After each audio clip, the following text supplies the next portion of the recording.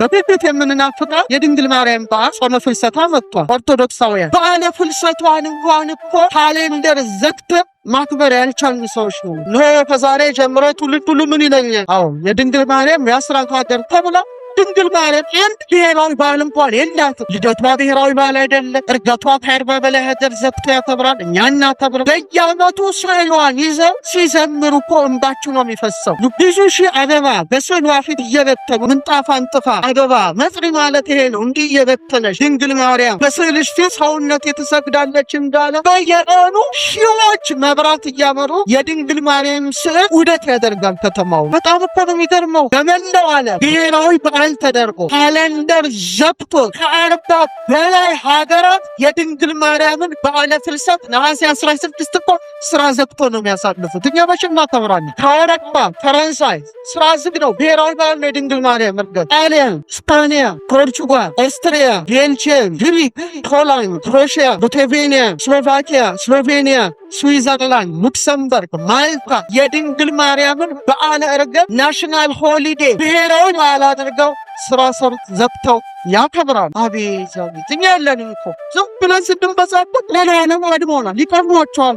ከተማቸውን ለቅዱሳን ያስጠብቃሉ። ለዚህ ነው ፍጹም ሰላም፣ ፍጹም በረከት አለ። እዚህ ጭቅጭቅ ነው፣ ንዝንዝ ነው። በዚህ ጦርነት፣ በዚህም ጭቅጭቅ፣ በዚህም ተካሮ የሆነ ነገር የተበላሸ ነገር አለ ማለት ነው። በአራቱ ማዕዘን ያሉ አራቱ መላእክትን ይመለከታል። መጀመሪያ ስፍር ቁጥር የሌላቸው መላእክትን አየ። ቀጥሎ በምስራቅ፣ በምዕራብ፣ በሰሜንና በደቡብ በአራቱ ማዕዘን አራቱ ሊቃነ መላእክትን ሄኖክ ይመለከታል። በኋላ መልአኩን ተርጉምልኝ ይለዋል። እነዚህ ያዩዋቸው ሊቃነ መላእክት እነማን ናቸው አለው። የመጀመሪያው መልአክ ከመዓት ሁሉ የራቀ ይቅር ባይ ቅዱስ ሚካኤል ነው ይለዋል። ከመዓት ሁሉ ምን የሆነ የራቀ ይቅር ባይ ቅዱስ ሚካኤል ነው ይለዋል። ሚካኤል በርኅራኄው ይታወቃል። ለዚህ ነው ቤተ ክርስቲያናችን ዕለት ዕለት በሥርዓተ ቅዳሴ ላይ ተንቦር ምሕረት ለሚካኤል ለሚካኤል የመራራ ሀብት ተሰጠው ትላለች። ደራሲው ምን ይለዋል? አልቦ ዘእትማሰለከ በልማደ ምሕረት ወሳይ በርኅራኄ በበጎነት አንተን የሚመስል የለም ከፍጡራን ወገን እንበለ ዳዊት እህትከ ማርያም ከእህትከ ድንግል ማርያም በቀር በበጎነት የሚመስል የለም ተብሏል። ይህን መልአክ አመስግኑት። ሚካኤል ቀጥሎ መልአኩ ለሄኖክ ያስረዳዋል። ሁለተኛው ያየኸው በበሽታዎች ሁሉና በሰው ነፍስ ላይ የተሾመው ቅዱስ ሩፋኤል ነው ይባል። ማንደባ በበሽታዎች ሁሉ የተሾመ በሽታዎችን የሚፈውስ ቁስለኞችን የሚያድን ሩፋኤል ለሆነ ነገረው። ቀጥልና ሶስተኛውን ግን ሲገልጥለት ምን አለ? በሰራዊት ሁሉ ላይ የተሾመው ቅዱስ ገብርኤል ነው አለ። ክብር ለስሙ ይሁን። በሰራዊት ሁሉ ላይ አራተኛውን ያርጌውን መልአክ ሲተረጉምለት ምን አለው? ለዘላለም ድህነት ሊሆን ለዘላለም ተስፋ ሊሆን የዘላለም ሕይወትን በሚወርሱ ሰዎች ተስፋ የሆናቸው ዘንድ ንስሐ በሚገቡ ሰዎች ላይ የተሾመው ፋኑኤል ነው በማለት አራቱን መላእክት ሲናገር በተለይ በሶስተኛ ደረጃ ያነሳው ገናናው መልአክ ቅዱስ ገብርኤል ሲሆን በሰራዊተ መላእክት ላይ እንደተሾመ ሄኖክ ጽፏል። ሄኖክ በዚህ አላበቃም። የቅዱስ ገብርኤልን ግን መጨረሻ አድርጎ በምዕራፍ 6 ላይ ምን አለ?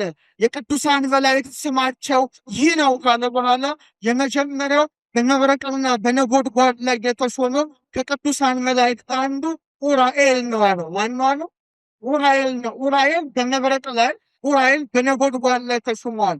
በዓመት ውስጥ 1.4 ቢሊዮን መባረቅት ምድር ላይ ይወርዳሉ። የሳይንስ ጥናት እንዳመለከተው በቀን ወደ 3.8 ሚሊዮን መባረቅት ምድር ላይ ይመጣሉ። ይህንን ሁሉ የብርሃን ሰራዊት የሚመራው ታላቁ መልአክ ኡራኤል ነው። ክብር ለዚህ መልአክ ኡራኤል። ኡራ ማለት ብርሃን ማለት ነው። ኤል ማለት እግዚአብሔር ማለት ነው። ቀጥሎ ምን ይለዋል? ለሕዝቡ ባደረገው በጎነት ላይ ለሕዝቡ ተራዳይ ነውና ከቅዱሳን መላእክት አንዱ ሚካኤል ነው በማለት ለሕዝብ የሚራዳ ሚካኤል እንደሆነ ይነግረዋል። ሚካኤል ማለት ምን ማለት ነው? ሚ ማለት መኑ ማን ማለት ነው። ከ ማለት ከመ እንደ ማለት ነው። ኤል ማለት እግዚአብሔር ማለት ነው። ሚካኤል ማለት ማን? ማንም ለእግዚአብሔር ስሙ ዝም ብሎ የተሰጠ አይደለም። እያንዳንዱ መልአክ ስም ሲሰጠው ውስጡ ኮድ አለ፣ ውስጡ ቀመር አለ፣ ውስጡ መንፈሳዊ ምስጢር አለ። ዲያብሎስ እኔ አምላክ ነኝ ብሎ ሲነሳ አንተ አምላክ አይደለም፣ ልዑልን አትመስለው፣ ልዑል ብቻ ነው አምላክ ብሎ ስለሚከራከር ሚካኤል ተብሎ ተሰጠው። ሶስተኛ የጠቀሰው ማንን ነው? ሩፋኤልን ነው።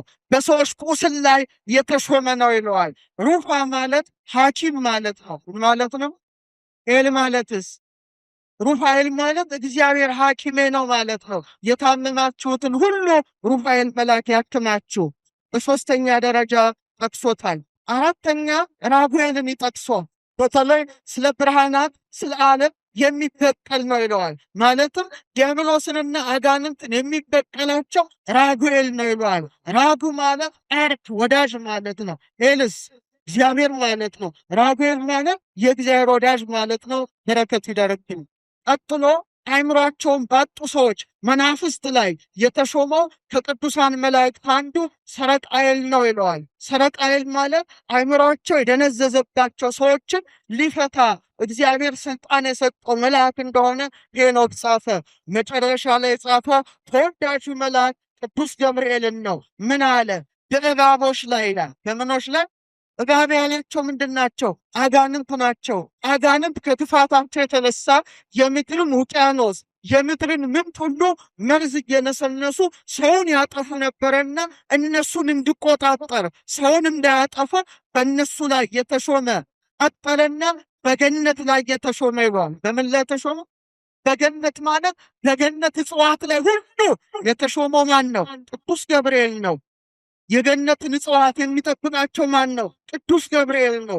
በእውነት ቅዱስ ገብርኤል የገነትን እጽዋት ሲጠብቅ ቆይቶ በኋላ እውነተኛዋን የገነትን ዛፍ ድንግል ማርያምን ደስ ይበልሽ ብሎ አበሰረ። ክብር ለዚህ መልአክ። ሄኖክ ምዕራፍ 7 ላይ 7 ተራራዎች ሲያይ በመዓዛ እጽዋት ተከበዋል። መሀለኛዋ በጣም የምታምር አበባ ያላት በጣም ማይረብ በጣም ማይጠወልግ አበባዋም ማይረብ ልዩ መዓዛ ያላትን ያሸጣል። አቤት መልኳ እንዴት ደስ ይላል ብሎ ሄኖክ ሲገነድ ሚካኤል ይተረጉምለታል። ያችን ዕፅ የሚጠብቀው ግን ማን ነበረ? የመላእክት አለቃ ማን ነው? ቅዱስ ገብርኤል ነበረ። ያቺ የተከበበችው ዛፍ ድንግል ስለሆነች ኦ ድንግል ኦ መገነት ዘተክለ ሃይማኖተ እግዚአብሔር ወአጽገ ኃይለ መንፈስ ወአፍሬ ጽላሎተ አብ የአብ ቀኝ የተከላት የመንፈስ ቅዱስ ኃይል እንድታብብ ያደረጋት ሱራፊ የእሳት ጦር ይዞ የሚጠብቃት ቅድስት ድንግል ምሳሌዋ ነበረችና በዚያ ላይ ተሾመ። ሄኖክ ቀጠለና በኪሩቤል ላይ የተሾመ ነው ይሏል። በማን በጣም እኮ ይገርማል። የገብርኤል ድርብርብ ክብር በኪሩቤል ላይ የተሾመ አስባችሁታል? ኪሩቤል ማን ናቸው? የእግዚአብሔርን ዙፋን የሚሸከሙ የሰው መልክ ያለው የአንበሳ መልክ ያለው ነው። አለቃቸው ኪሩብ ይባላል። ሁለተኛው ክፍል ሱራፌል ነው። የላም ፊት ያለው የአንበሳ ፊት ያለው መልአክ ነው። ገብርኤል በላይኛው ክፍል ያለው ማንን ይመራል? ኪሩቤልን ይመራል። ለዚህ ነው ደራሲው ምን አለ? ገብርኤል ኪሩብ ጸዋርያ ብይ መንበር ሕዝቅኤል ዘነጸረከ በአምሳለ ብእሲ ክቡር ምስለ ገጸ ላሕሙ አንበሳ ወቀሊልንስ። ሕዝቅኤል ከመር ላይ ተቀምጦ ተመስጦ መጥቶበት በተመለከተ ጊዜ ከላሙ ፊት ጋራ ከአንበሳው ፊት ጋራ ከፈጣኑ ንስር ጋራ በሰው አምሳል የታየ ኪሩብ የተባለ ገብርኤል ነህ አለ። ክብር ለዚህ መልአክ ገብርኤል ነው። ስለዚህ ነገደ ሱራፌል ላይ ሚካኤል ሲሾም ነገደ ኪሩቤል ጸዋትወ መንበርን የሚመራው የመላእክት አለቃ ገብርኤል ነው። ቀጥሎ ኃይላትን ሚካኤል ይመራዋል። ገብርኤል ግን በዚህ ብቻ ያበቃል። ራማ በተባለው ሰማይ ላይ የገነነ መልአክ ነው። አርባብ የተባለውን ነገድ ይመራል። ስልጣኑ በስላሴ ፊት በባለሟልነት መቆም ነውና ለዘካርያስ አነ ውእቱ ገብርኤል ዘእቀሁም ቅድመ እግዚአብሔር፣ እኔ በእግዚአብሔር ፊት የምቆመው ማን ነኝ አለ? ገብርኤል ነኝ አለ። በጣም ያንን ነገድ አርባብን ይመራዋል። መናብርትን ሩፋኤል ይመራዋል። ቀጥሎ ያለውን ነገደ ስልጣናትን ሱሪያል ይመራዋል። ኤረር ላይ ሊቃናትን ሰዳኬል ይመራዋል። ነገደ መኳንንትን ሰላትያል ይመራዋል። ነገደ መላእክትን አናንያል ይመራዋል። ከላይ ያለውን ክፍል ኪሩቤልን የሚመራ ሄኖክ እንደጠቀሰው ታላላቁ ገናናው መልአክ ቅዱስ ገብርኤል ነው። ክብር ለዚህ መልአክ ገብርኤል ነው። ገብርኤል ፍቺው ሁለት ነው። በዕብራይስጥ ቋንቋ ጋቦር ማለት ኃያል ማለት ነው። የእግዚአብሔር ስም ለምሳሌ ኤልሻዳይ ምን ማለት ነው? ሁሉን ቻይ አምላክ ማለት ነው። ኤልጊቦር ማለት በዕብራይስጥ ቋንቋ ኃያሉ እግዚአብሔር ማለት ነው። ኤልኤሊዮን ማለት ልዑል እግዚአብሔር ማለት ነው። ጋቦር ማለት በዕብራይስጥ ቋንቋ ብርታት ማለት ነው። ጥንካሬ ማለት ነው። ኃይል ማለት ነው። ኤል ማለት ውስጥ ስለዚህ ቅዱስ ገብርኤል እግዚአብሔር ብርታቴ ነው ማለት ነው። ይሄ ስም የተሰጠው ለምንድን ነው? ንቁም በብርሃናዊነ ብሎ መላእክትን የሚያጸና የሚያበረታ መልአክ ስለሆነ ሥላሴ ባወቁ ይሄን ስም ሰጥተውታል። የኢትዮጵያ ሊቃውንት ደግሞ ገብርኤልን ሲፈቱት ገብር ማለት ብእሲ ሰው አገልጋይ ማለት ነው። ኤል ማለትስ ምን ማለት ነው? እግዚአብሔር ማለት ነው። ሰላም ለዝክረ ስምከ ዘኢይተረጎም ምስጢር ባህቱ ይመስል ይህ ለእግዚኦ ገብ የአምላክን ሰው የመሆን ምስጢር ጸዋርያ ዜና ወምክር ይለዋል ቅዱስ ያሬድ። ጸዋርያ ዜና ወምክር በእውነት ምክርን የሚሸከም ዜናን የሚሸከም መልአከ ፍስሐ የደስታ መልአክ እግዚአብሔር ብርታቴ ነው ተባለ ገብርኤል ብቻ ነው። ክብር ለዚህ መልአክ ኃያል መልአክ ነው። ስለዚህ በተራዳኢነቱ የሚታወቀው ወደር የሌለው ይህ ቅዱስ መልአክ በዕለተ አናንያን አዛርያን ሚሳኤልን ተራድቶ የጠበቀ ሲሆን ቅዱስ ቂርቆስና ቅድስት ኢየሉጣን ከተፍለቀለቀ የእሳት ጋን ተራድቶ የጠበቀ መልአክ ነው። ክብር ለዚህ መልአክ ይሁን። እኔ ስለ ቅዱስ ቂርቆስና ስለ ቅድስት ኢየሉጣ ጥቂት ነው የምነግራችሁ። ግን የቅዱስ ቂርቆስና የቅድስት ኢየሉጣን ያልሰማችሁትን አንድ ድንቅ ነገር እነግራችኋለሁ። ዝግጁ ናችሁ? በጣም ጥሩ። አስቀድመን ግን ስለ ቅዱስ ቂርቆስ ስለ ቅድስት ኢየሉጣ ትንሽ እንመልከት። በአራተኛው ክፍለ ዘመን የነበሩ ናቸው። ሰማዕትነትንም የተቀበሉበት ዘመን በዲዮቅልጥያኖስ ዘመን ሲሆን በ304 ዓመተ ምህረት የዛሬ 1700 ዓመት ነው።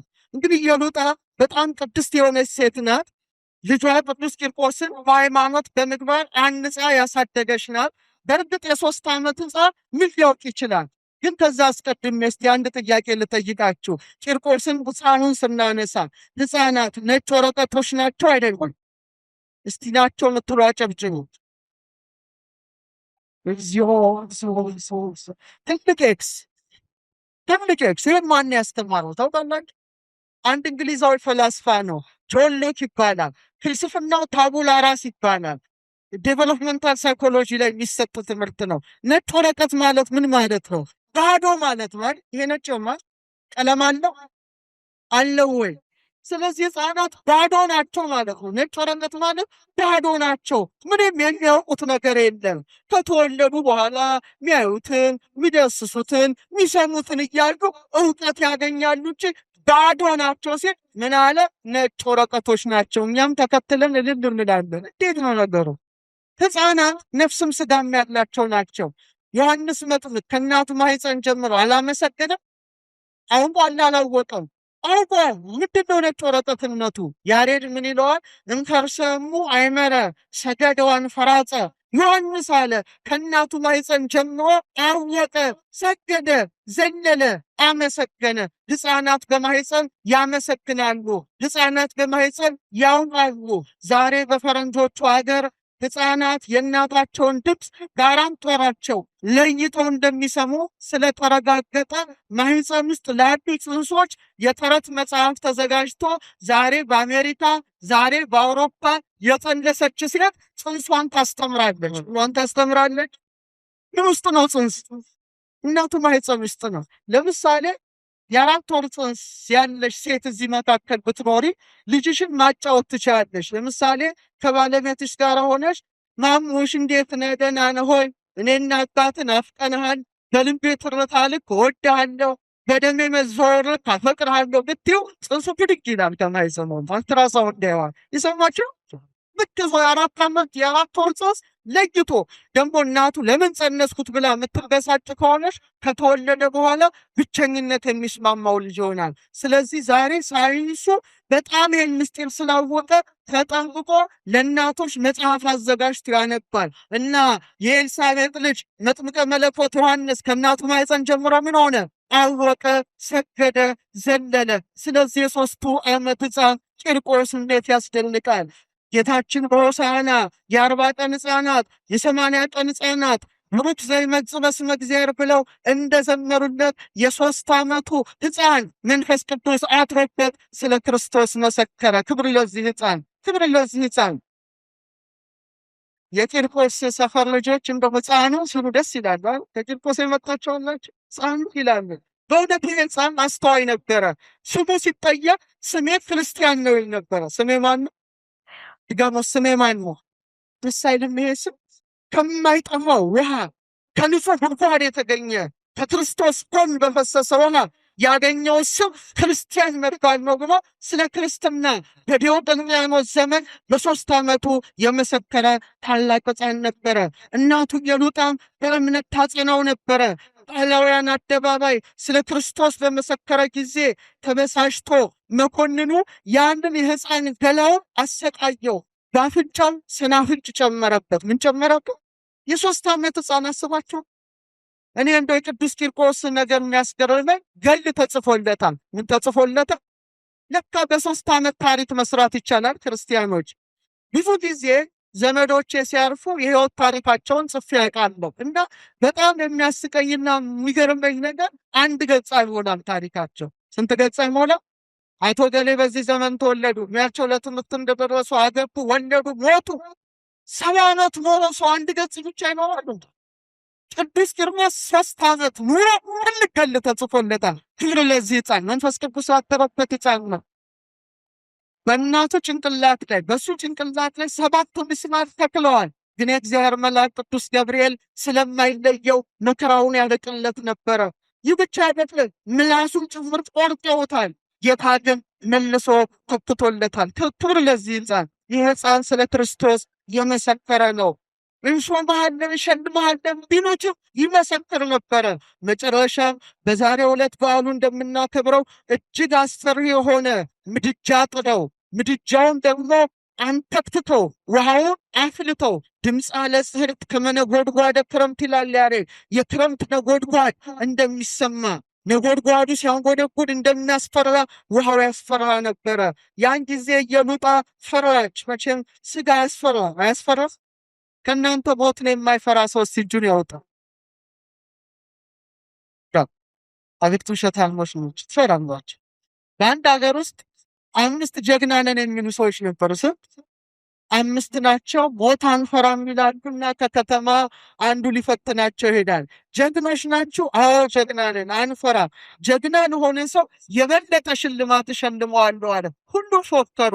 በድንገት ሳያስቡት የሆነ የሚፈነዳ ነገር መሃላቸው ጣለ። ሙሴ 24 የት እንደገቡ አይታወቅም። አንዱ ብቻ ቀጥ ብሎ ቆሟል። አንተ ጀግና ነህ። 4ቱ ሸሽተዋል ሞትን ፈርተው፣ አንተ ግን ሞትን አልፈራህም። ምን ልሸልምህ አለው። ምን አለ መሰላችሁ? ኧረ ጌታዬ እኔ ሽልማት አልፈልግም፣ ይልቁኑ ስለተበላሸው ትርፍ ስሮኝ ግን ስጠኝ አለ። ምንድን ነው የገጠመው? ሰው ገብታቸው ትርፍ ስሮኝ ግን ሰሩ ካልሆነ አስተርጉሙት ሄዳችሁ ቤታችሁ። ለማንኛውም ተራችና ቂርቆስ አዘነ። እናቴ በዚህ ምክንያት ከእግዚአብሔር መንግሥት ልትለይ ነው፣ እሷን ከሕይወት መጽሐፍ ከምትፍቃት አለ እኔን ታቀኝ ብሎ ልክ እንደ ሙሴ ጸሎት አቀረበ። ያን ጊዜ እግዚአብሔር ልቡናዋን አጸናት። ቂርቆስ እናቱን ይዞ ወደ ምድጃው ተጓዘ። ሚፍለቀለቀው ውሃ ውስጥ ገቡ። ያን ጊዜ ገናናው መልአክ ድንግልን ያበሰረ በሃይማኖት መላእክትን በእምነት ያጸና ቅዱስ ገብርኤል ለዳንኤል የወረደው መልአክ ለ3 ደቂቃ የወረደው መልአክ ወረደ። ደስ ይበላችሁ። ምድጃ አጠፋው። እንዲህ አይነት መልአክ ነው። ይህ እሳታዊ መልአክ እሳት ውስጥ ገባ። ይህ ነበልባላማ መልአክ ውሃውን አጠፋው። በውስጡ ሆነው ኢየሱስ ክርስቶስን አመሰገኑ። ክብር ለሰማዕታቱ ለቂርቆስ ለወገኑት። ኦርቶዶክሳዊ ተዋሕዶ ቤተክርስቲያናችን ቅዱስ ቂርቆስንና ቅድስት ኢየሉጣን አብዝታ ትወዳቸዋለች። በተለይ ቅዱስ ያሬድ ስለ ቅዱስ ቂርቆስ ስለ ቅድስት ኢየሉጣ አመስግኖ ማያበቃ ሊቅ ነበረ። ቤተክርስቲያናችን ቅዱስ ቂርቆስንና ኢየሉጣን ስታከብር ግን ብዙ አብያተ ክርስቲያናት በስማቸው የተሰየመ አይመስለኝም። ቢሆንም ግን ሁለት ወደር የሌላቸው ቤተክርስቲያኖች አሉ። አንደኛው ቅድስት ድንግል ከልጇ ጋር በረገጠችው በጣና ደሴት ላይ ጣና ቂርቆስ ተሰይሞለታል። ክብር ለቤተክርስቲያናችን በቂርቆስ ስም። ሁለተኛው ማስታወሰው ትግራይ ውቅሮ ጊዮርጊስ ትልቅ ገዳም በቅዱስ ቂርቆስ ስም አለ። እኔ አሁን ይሄን የምታውቁት ነው። በክፍለ ከተማ ደግሞ ምን አለ? ረሚዳሪ ሽርሽ አሁን በመላው ዓለም ያለውን ነገር ብነግራችሁ ግን ታዝናላችሁ። አንዳንድ ጊዜ አለማየት አለማወቅ ክፉ ነገር ነው። ያው በርካታ ዓለማት አይቻለሁ። የሳይንስ ሴንተሮችን በሏቸው ጉግሉ፣ ሌላ ትልቆቹንም ከተማዎችንም አይቻለሁ። ወደ ግሪክ ብትሄዱ በኤጂያን ባህር የሚገኝ አንድ ትልቅ ኢካሪያ የሚባል ደሴት አለ። ምን የሚባል ደሴት? ኢካሪያ የሚባል ደሴት አለ። እዛ ውስጥ በሙሉ ያለው ከተማ የቅዱስ ቂርቆስ ከተማ ነው። ደስ ይበላችሁ። ትሪፖ ከተማው በቂርቆስና በኢየሉጣ ነው የተሰየመው። የሚደንቀው የአካባቢው ነዋሪዎች፣ አሳ አጥማጆች፣ መርከበኞች፣ ሕፃናቱ በሙሉ ተወረራ ከባህር የሚጠብቀን ቂርቆስ ነው ብለው ስላመኑ ሙሉ በሙሉ የኢካሪያ ከተማ ዛሬ ሴንት ቂርቆስ ሲቲ የቅዱስ ቂርቆስ ከተማ ተብላለች። ደስ አይነት ደስ ይላል። ቅዱስ ቂርቆስ ከተማ ተሰይሞለታል። በጣም የሚገርመው ልክ መሀል ከተማው ላይ ትልቅ የቅዱስ ቂርቆስ ካቴድራል አለ። ትልቅ ካቴድራል ነው። ልክ ዛሬ በተለይ የሚያከብሩት በዓሉ ሐምሌ 15 ነው። እኛ ዛሬ ሐምሌ 19 ነው። ሐምሌ 15 ምዕመናን ይሰበሰባሉ። የደሴቱ ነዋሪዎች በሙሉ የከተማው ነዋሪዎች በሙሉ ይወጣሉ። የቅዱስ ቂርቆስና የቅድስት ኢየሉጣ ስዕል ይወጣል። መቼ? ሐምሌ 15 ካህናት እያጠኑ ምዕመናን እየዘመሩ በተለይ የኢየሉጣ ስዕል ቀይ ለብሳ ነው የምትሳለው። ለምን? ሰማዕት ስለሆነች። ቂርቆስን አቅፋ ወይም በግራ ጎኗ አድርጋ በቀኝ እጃቸው መስቀል ይዘው አንዳንዱ ስዕል ደግሞ ገብርኤል ሲያድናቸው እልል እየተባለ እየተዘመረ ሙሉ በሙሉ ደሴቱ ከተማው የቅዱስ ቂርቆስ ስዕል ወጥቶ ይባረካል። ደስ ይበላችሁ። በጣም የሚገርም እንሰር ግሪክ ስፓራደስ የሚባል ደሴት አለ። ሄዳችሁ የምታውቁት ከሆነ አላውቅም።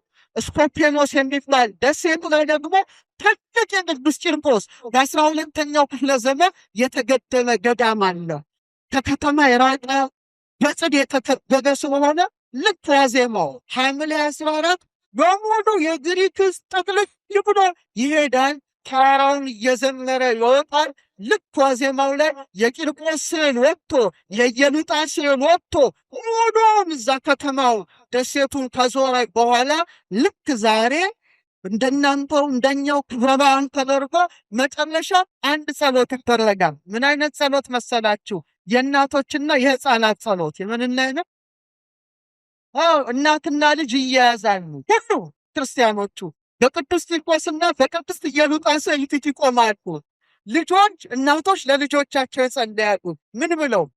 ጌታዬ መድኃኒቴ ኢየሱስ ክርስቶስ ልጄን እንደ ቂርቆስ አድርገው በመንፈስ ቅዱስ አራቀው ልቡናውን በክርስትና እምነት አንተን በመውለድ አጠንክረው። ቂርቆስ የሕፃናት ጠባቂ ነው። አልተጠቀማችሁበት ወላጆች።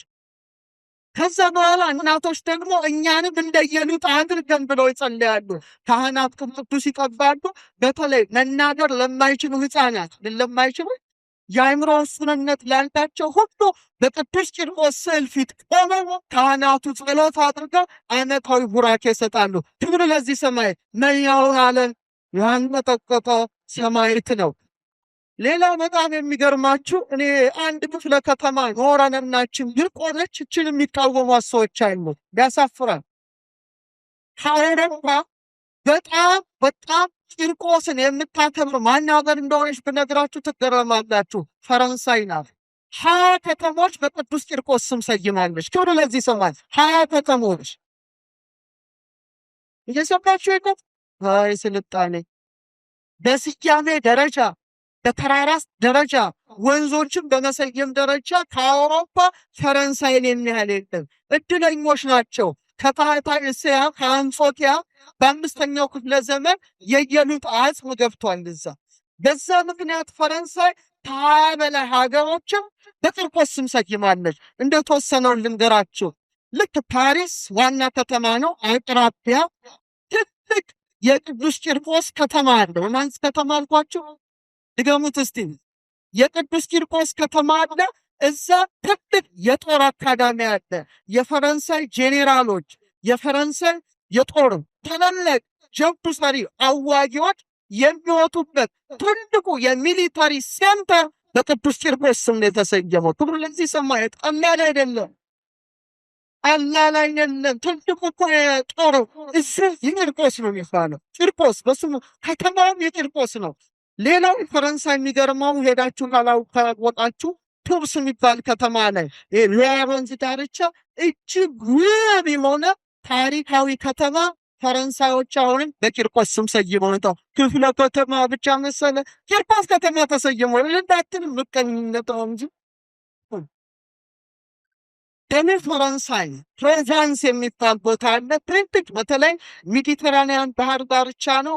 ብዙ ቱሪስቶች የሚፈሱበት ከተማ ነው። ትልቅ የቅዱስ ቂርቆስና የኢየሉጣ ቤተ ክርስቲያን ተሰርቷል። ከተማም በቅዱስ ቂርቆስ ስም ተሰይማለች። ክብርላት ይሰማል። ዓለም አቀፍ ክብር አለው። ይታዩ ድልድዮች በስሙ ተሰይመውለታል። ወንዞች በስሙ ተሰይመውለታል። አደባባዮች በስሙ ተሰይመውለታል። አንተ ክፍለ ከተማ ሰየምትና ብርቅ መላው ዓለም የሚያከብረው ሰማዕት እኮ ነው። ይሄ ሰማዕት ጣሊያን አቤት ብዙ ከተማ በቅዱስ ቂርቆስ ተሰይሟል። ብዙ አብያተ ክርስቲያናት በቅዱስ ቂርቆስ ስም አለ። ለምሳሌ ጣሊያን የሄዳችሁ ከሆነ አላውቅም፣ ቱስካኒ ሲየና አውራጃ እጅግ ታሪካዊ ከተማ አለ። ያ ታሪካዊ ከተማ ለማንም አንሰጠውም ብለው ዛሬ ሴንት ቂርቆስ ሲቲ ተብሎ የቅዱስ ቂርቆስ ተብሎ ተሰይሞለታል። ክብር ይግባው።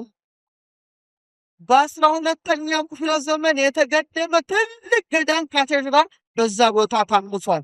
ጣሊያን እንደገና በርካታ መንደሮች፣ አደባባዮች ጭምር ለቂርቆስ ሰይማለታለች። ተቆሞች እንግሊዝ፣ ዩኬ እንግዲህ ዘማሪም እንዳይደጋግሙ ሄደሃል። ዲቨን አውራጃ ሳውዝ ዌስት ለንደን ማለት ነው። እንግላንድ ላይ ኒውተን ሴንት ቂርቆስ የሚባል አንድ ትልቅ መንደር አለ። ሙሉ መንደሩ የተሰየመው በማን ነው?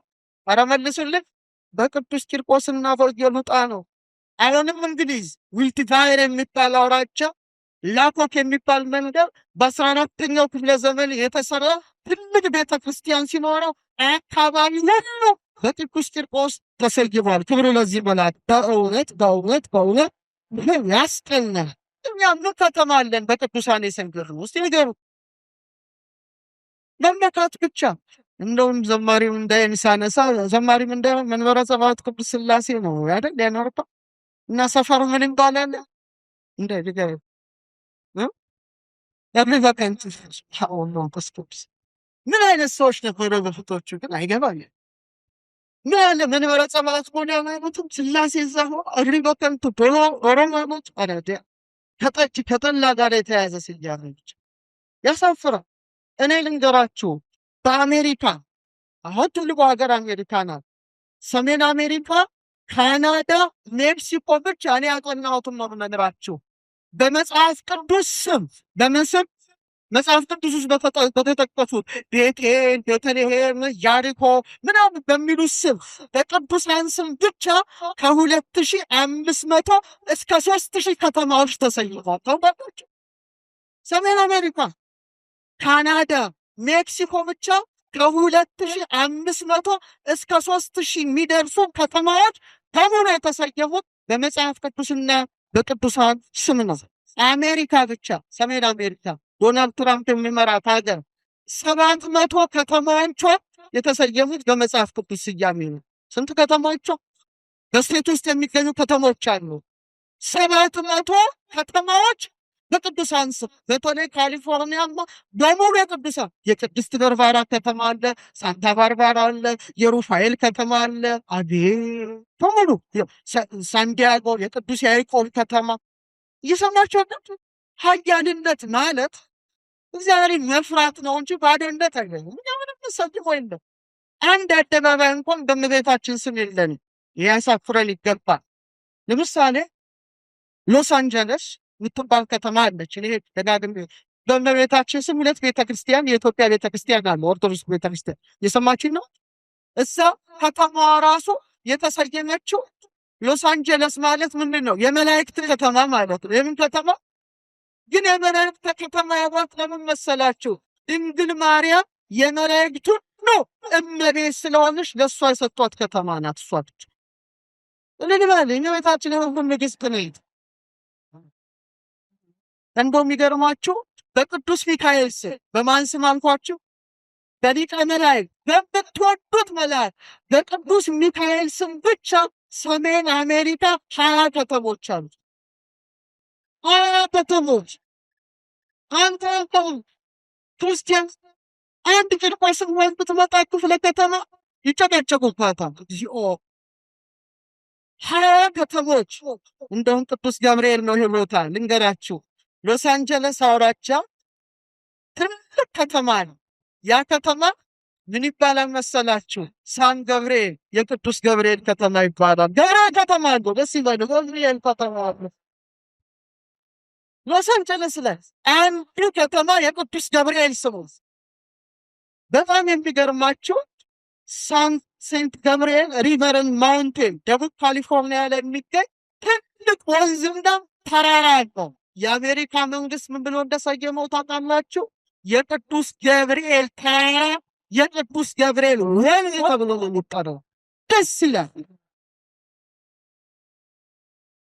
ሌላ በጣም ካየሁት እንደው ካደነኩት ስለ የቅዱስ ገብርኤል እዛ በጣም ነው። ተራራው ይገርማል። ወንዙ ሁሉ ገብርኤል፣ እዛ ስትሄዱ ሴንት ገብርኤል ሪቨር፣ የገብርኤል ወንዝ፣ የገብርኤል ከተማ። አቤት አቤት ከተማ ያስጠብቃል። አያችሁ፣ ብላሽ ናቸው።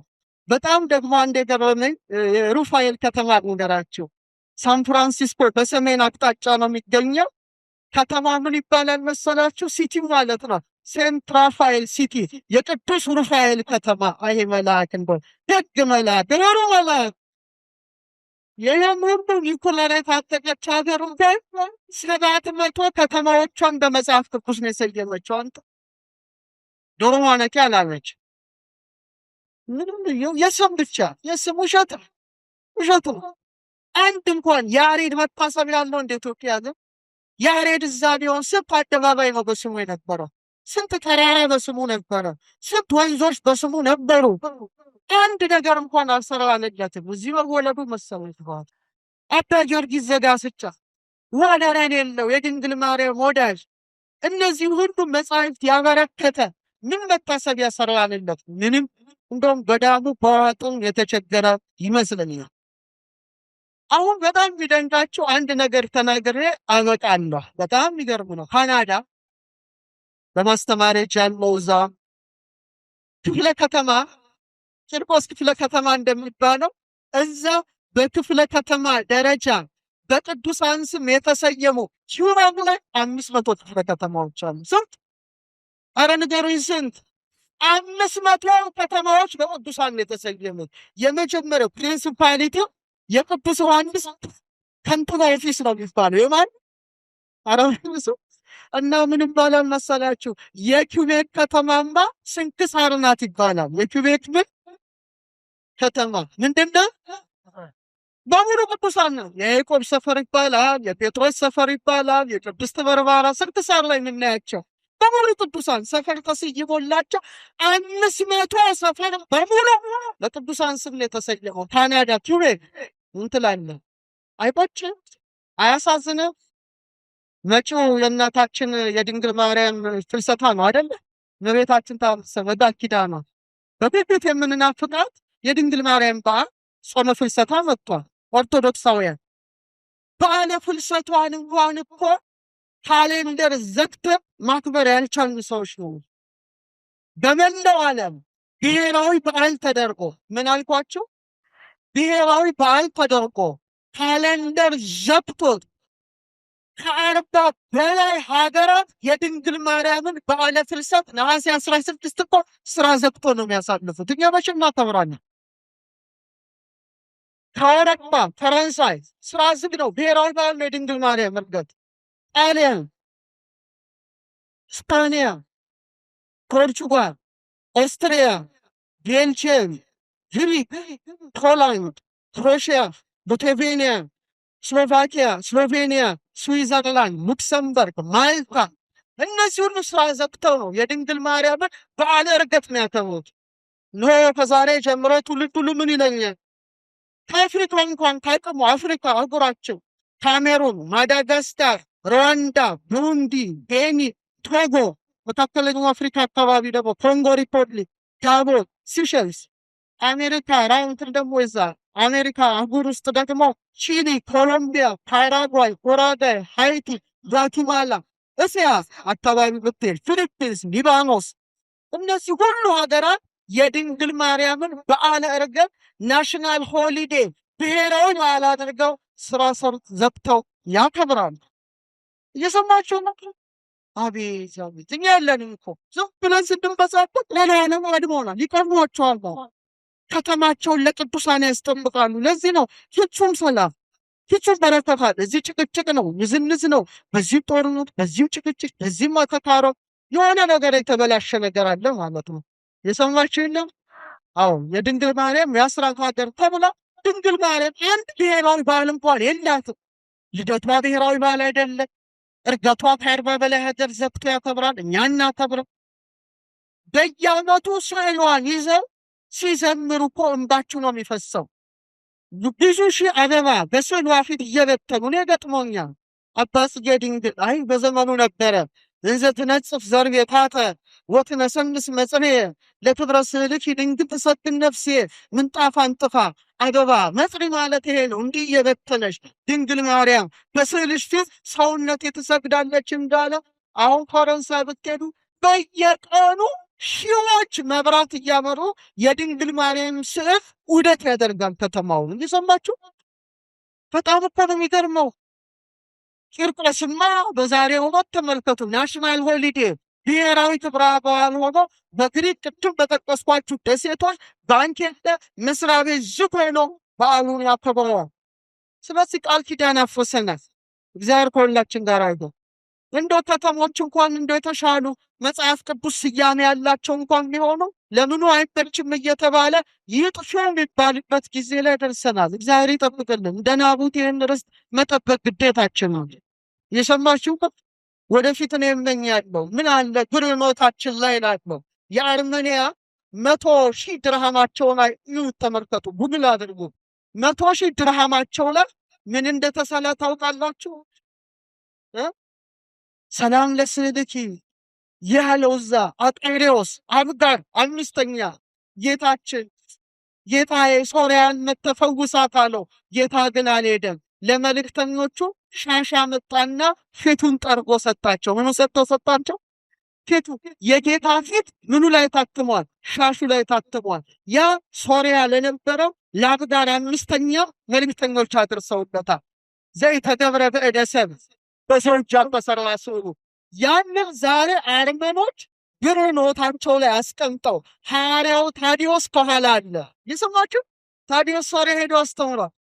የብርኖቱ ላይ ታዲዮስ አለ አስቀምጠ።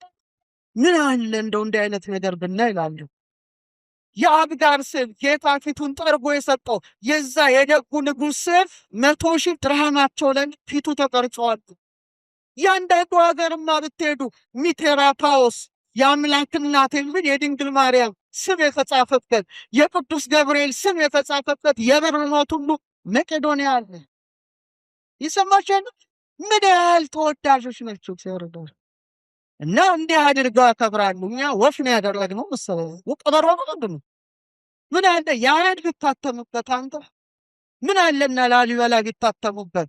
ምናልባት የትውልድ ሲያልፍ ሌላኛው ትውልድ ግን እንደሚያደርገው አልጠራጠርም።